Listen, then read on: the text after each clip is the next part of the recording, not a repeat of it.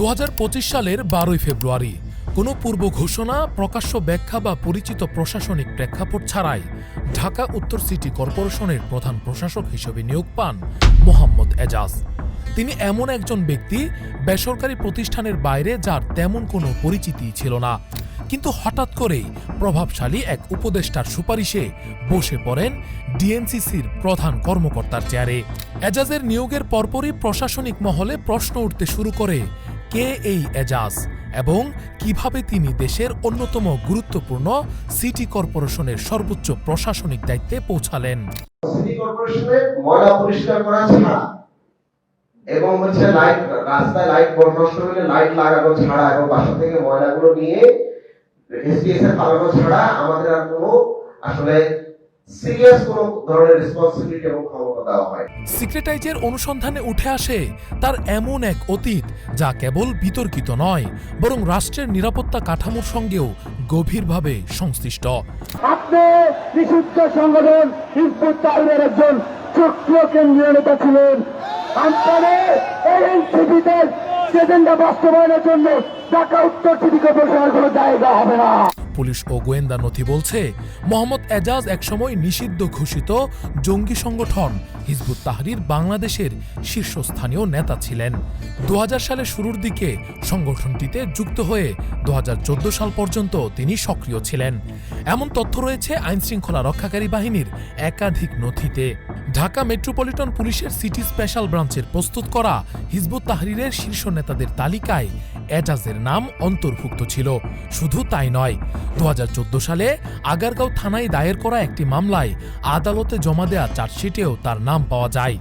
একই বছরের 6 সেপ্টেম্বর তৎকালীন অতিরিক্ত পুলিশ সুপার মোহাম্মদ সাইফুদ্দিন শাহিন শেরেবাংলা নগর থানার ওসিকে একটি চিঠি পাঠান, যেখানে হিজবুত তাহরিরের শীর্ষ নেতাদের তালিকায় 5ম অবস্থানে রাখা হয় মোহাম্মদ এজাজের নাম ও ঠিকানা।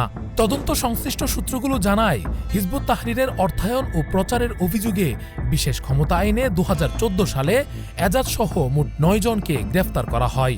অর্থাৎ জঙ্গি সংগঠনে এজাজের সম্পৃক্ততা শুধু সন্দেহের স্তরে নয়, বরং রাষ্ট্রের নথিতে তা আনুষ্ঠানিকভাবে লিপিবদ্ধ করা হয়।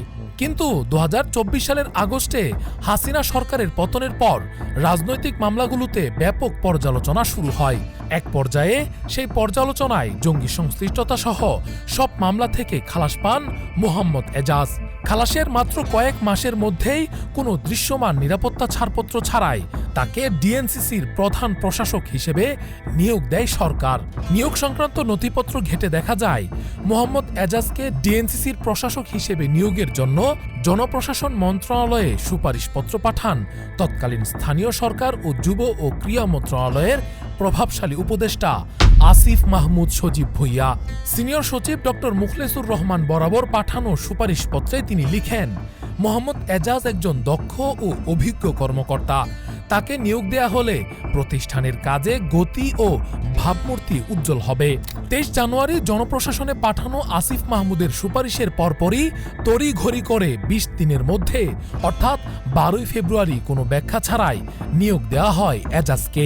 সংশ্লিষ্ট একাধিক সূত্র জানিয়েছে, এই নিয়োগের ক্ষেত্রে এজাজের উপর সরকারি কোনো সংস্থার আস্থা না থাকলেও আসিফ মাহমুদের সুপারিশে ভর করে নিয়োগ দেওয়া হয় তাকে। অভিযোগ আছে, এর পেছনে কোটি টাকার লেনদেন করেছেন আসিফ মাহমুদ সজীব ভুইয়া। নিয়োগের কিছুদিনের মধ্যেই আস্থাহীন এবং অপরিচিত ব্যক্তি ধরে প্রধান প্রশাসক বানানোর ফল পেতে শুরু করে ডিএনসিসি। তার বিরুদ্ধে আসতে থাকে একের পর এক অনিয়ম, দুর্নীতি অভিযোগ।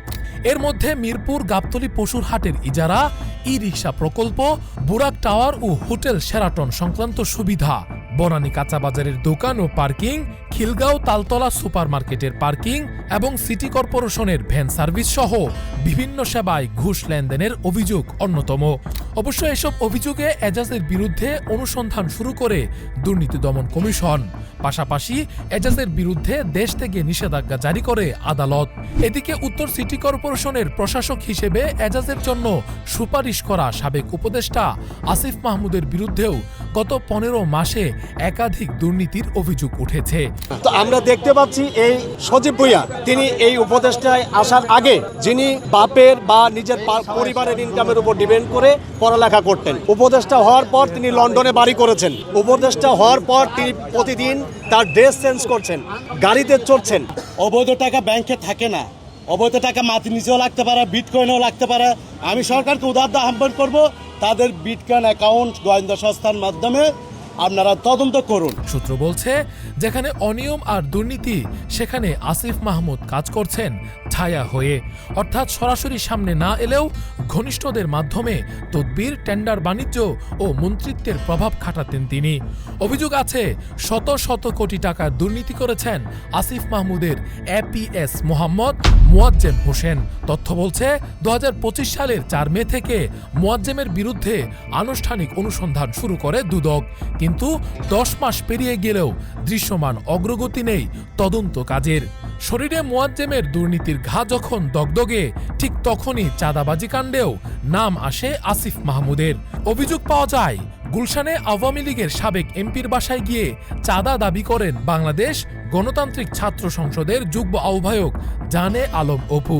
তার স্বীকারোক্তি মতে চাঁদা আনতে সাবেক এমপির বাসায় যাওয়ার আগে যোগাযোগ হয় আসিফ মাহমুদের সঙ্গে এবং পুরো ঘটনার সঙ্গেই অফিসিয়ালি জড়িত ছিলেন আসিফ মাহমুদ সজীব ভুঁইয়া। এছাড়া একাধিক সূত্র জানিয়েছে জাতীয় ছাত্রশক্তির সাংগঠনিক সকল ব্যয় বহন করেন আসিফ মাহমুদ। বাকসাস গঠিত হয়েছে তাদের গণতান্ত্রিক ছাত্র সংসদ, সেটা আসিফের কনসার্ন নিয়ে গঠিত হয়েছে এবং আসিফই সেখানে অর্থায়ন করতো। আমাদের সংগঠনের দেখা গেছে মানে যখন আমাদের কোনো প্রোগ্রাম হবে তখন সংগঠন থেকে একজন দুজনকে পাঠানো হতো, ও তাদের কোরমের বা তাদের বিশ্বস্ত যারা আছে আসিফের কাছে অনেক সময় নগদ অর্থ নিয়ে আসতো কিংবা চেক নিয়ে আসতো বা অন্য কোনো ভাবে আসিফ কাউকে বলে দিত। হ্যাঁ, ধরো বিভিন্ন যে বড় বড় কোম্পানিগুলো আছে বাংলাদেশে, বসুন্ধরা সহ অন্যান্য বিভিন্ন কোম্পানি, আসিফ বলে দিত যে এখানে গেলে অর্থ দেবে, তো ওভাবে অর্থ দিত। আর এইভাবেও বাক্সাস থেকে যখন ডাকসুতে যখন প্রতিনিধি দাঁড়াইছে, কে কে দাঁড়াবে সেটাও আসিফে ঠিক করে দিয়েছে। মানে আসিফে করছে বাক্সাস আর অর্থ নেয়, আবার পেলটাও তার কারণ হয়েছে এবং ছাত্র শক্তিও পরবর্তীতে গঠিত হয়েছে, আসিফও কনসার্ন নিয়ে সেটা করছে। প্রশ্ন উঠছে, দেশব্যাপী কমিটি দেওয়া পুরো একটি ছাত্র সংগঠনের ব্যয় বহন করার মতো অর্থ কোথায় পান আসিফ মাহমুদ? সব মিলিয়ে যে আসিফ মাহমুদের নেতৃত্বে দুর্নীতি অনিয়মের জগদ্দল পাথর হাসিনাকে ক্ষমতার মস্তক থেকে সরানো হয়েছে, সেই আসিফ মাহমুদরাই ক্ষমতা পেয়ে জড়িয়ে পড়েছেন একই দুর্নীতির চক্রে। সেই অশনি চক্রের প্রভাবে অর্থের বিনিময়ে নিষিদ্ধ জঙ্গি সংগঠনের একজন শীর্ষ নেতাকেই বসানো হয়েছে দেশের গুরুত্বপূর্ণ রাষ্ট্রীয় চেয়ারে। ফলে বলাই যায় ক্ষমতা বদলেছে, মুখ বদলেছে, কিন্তু দুর্নীতির ঠিকানাটা আজও ঠিক একই রয়ে গেছে।